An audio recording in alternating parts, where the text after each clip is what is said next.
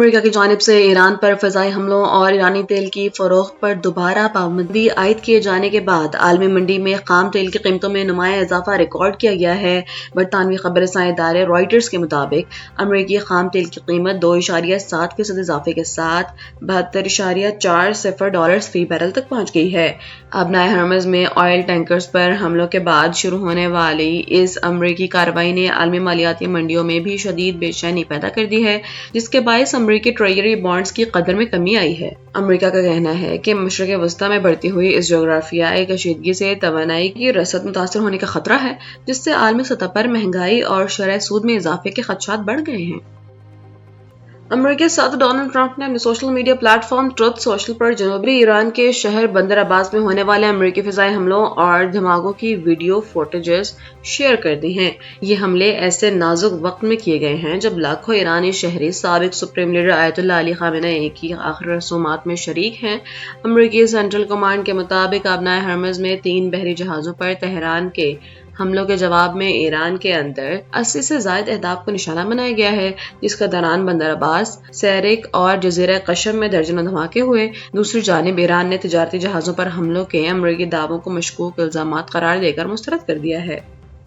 برطانیہ کی reform UK party کے سربراہ نائجل فراج نے تحائف اور مالی سہولیات ظاہر نہ کرنے کے الزامات کے بعد برطانوی پارلیمنٹ کی نشست سے مستعفی ہونے کا اعلان کر دیا ہے۔ تاہم انہوں نے واضح کیا ہے کہ وہ سیاست سے دستبردار نہیں ہو رہے، بلکہ کلیگٹن آن سی کے اسی حلقے سے دوبارہ ضمنی انتخابات لڑیں گے تاکہ وہاں کے عوام ان کے سیاسی مستقبل کا فیصلہ خود کرے۔ نائجل فراج نے اپنے خلاف لگنے والے الزامات کو یکسر مسترد کرتے ہوئے موقف اختیار کیا ہے کہ انہوں نے کوئی غلط کام نہیں کیا، کوئی قانون نہیں توڑا اور نہ ہی عوامی پیسے کا کوئی غلط استعمال کیا ہے، اس لیے وہ دوبارہ عوامی عدالت میں جا رہے ہیں۔ خیبر پختونخوا اسمبلی نے اراکین اور ایوان کے تحفظ کے لیے پاورز، امیونٹیز اینڈ پریویلیجز ترمیمی ایکٹ منظور کر لیا ہے، جس کے تحت اسمبلی استحقاق کی خلاف ورزی پر سخت سزائیں مقرر کی گئی ہیں۔ نئے ایکٹ کے مطابق اسمبلی کارروائی کے مسخ شدہ رپورٹنگ پر 3 ماہ قید، 3 لاکھ روپے جرمانہ، جبکہ اسپیکر کی غیر جانبداری پر بے بنیاد الزامات، ہتک مواد کی اشاعت اور ممنوعہ کمیٹی رپورٹ پبلک کرنے پر 6 ماہ قید اور 10 لاکھ روپے تک جرمانہ ہو سکے گا۔ اس کے علاوہ ایوان میں پیش ہونے سے قبل سوالات، قرارداد یا تحریر التوا کو شائع کرنا بھی قانوناً جرم ہوگا۔ دوسری جانب سیکرٹری اسمبلی سعید وقار شاہ نے واضح کیا ہے کہ یہ دفعات 1988 کے اصل قانون میں پہلے سے موجود ہیں اور ان کا مقصد صحافیوں کو نشانہ بنانا نہیں بلکہ پارلیمانی وقار کا تحفظ ہے۔ شارجہ سے کراچی آنے والا پاکستان کا ایک نجی کارگو طیارہ اور ماڑا کے قریب سمندر کے اوپر پرواز کے دوران اچانک لاپتہ ہو گیا ہے، جس میں عملے کے 5 افراد سوار تھے۔ پاکستان اتھارٹی کے مطابق بوئنگ 737 طیارے نے دوران پرواز نیویگیشن سسٹم میں خرابی کی اطلاع دی تھی، جس کے بعد وہ تیزی سے نیچے آیا اور کراچی سے 155 ناٹیکل میل مغرب میں ریڈار سے غائب ہو گیا۔ ذرائع کا کہنا ہے کہ یہ خالی طیارہ شارجہ میں 5 دن مرمت کے بعد کراچی واپس آ رہا تھا کہ رات 9:30 بجے اس کا رابطہ منقطع ہو گیا۔ واقعے کے بعد ریسکیو کوارڈینیشن سینٹر کو فعال کر کے پاک فضائیہ، پاک بحریہ کے طیاروں، جنگی جہاز PNS ذوالفقار اور تجارتی جہاز لاہور کی مدد سے سمندر کے بڑے پیمانے پر سرچ آپریشن شروع کر دیا گیا ہے۔